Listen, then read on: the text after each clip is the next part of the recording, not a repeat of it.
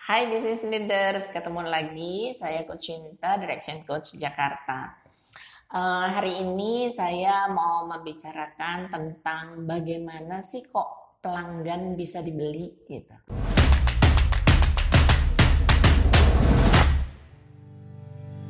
Sebelum saya pergi lebih jauh tentang membeli pelanggan, saya akan menyamakan dulu istilahnya.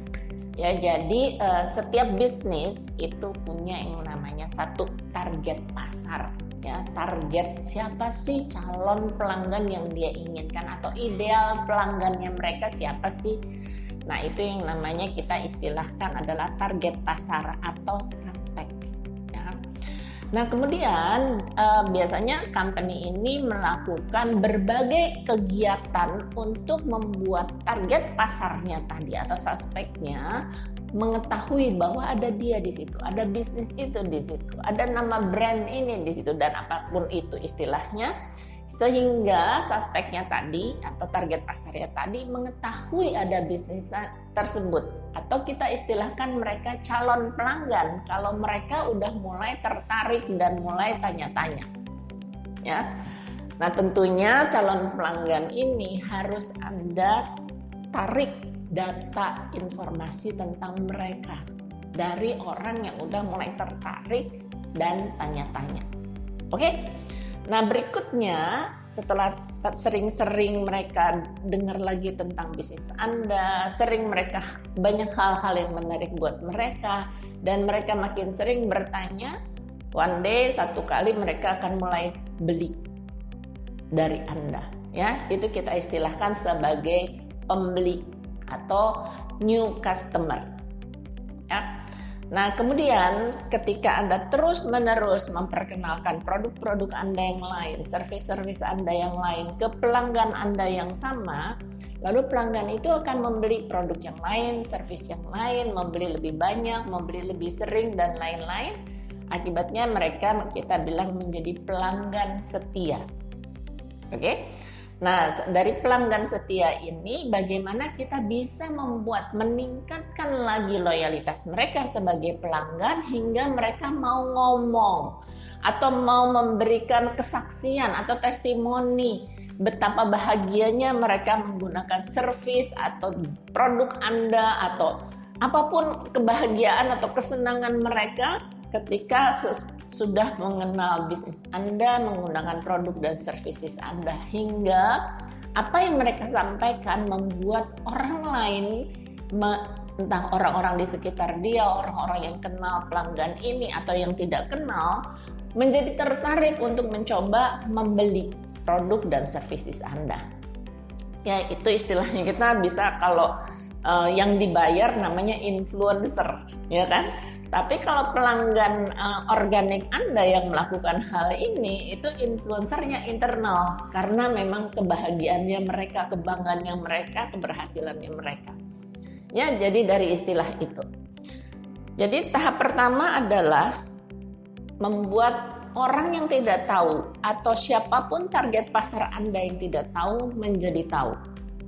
Ya, apa kegiatan-kegiatan yang harus dilakukan di bisnis Anda? Kegiatan ini biasa dikatakan sebagai kegiatan marketing. Ya. Nah, kedua, orang yang sudah tahu bagaimana caranya untuk bisa mereka dengan mudah bisa bertanya dan Anda bisa menjawab. Ya.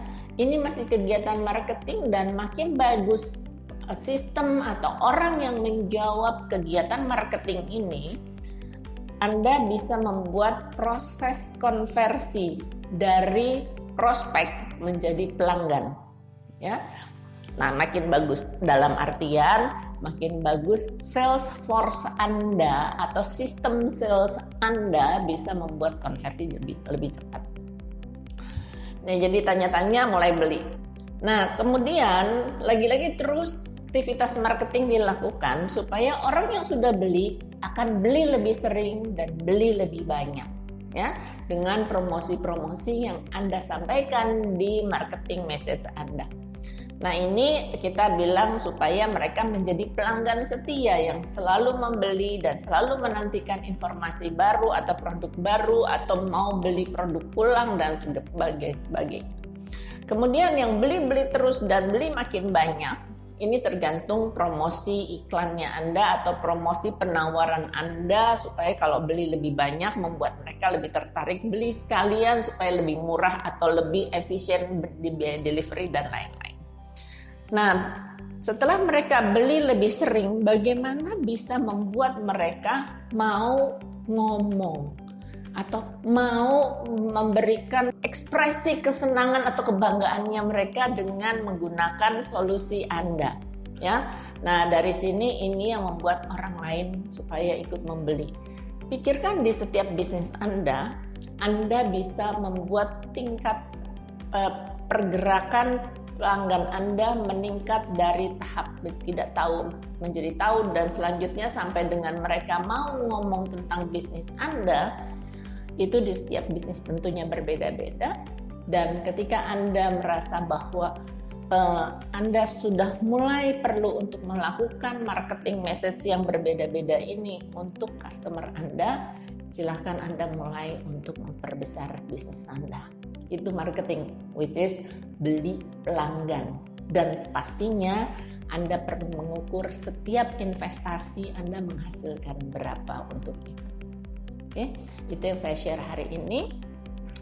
Silakan subscribe, share, dan like video ini supaya orang lain merasakan kebahagiaan atau keberuntungan yang bersama dengan nonton video ini. Jangan lupa chat di sini bila Anda spesifik ingin mendiskusikan tentang bisnis Anda. Sampai jumpa.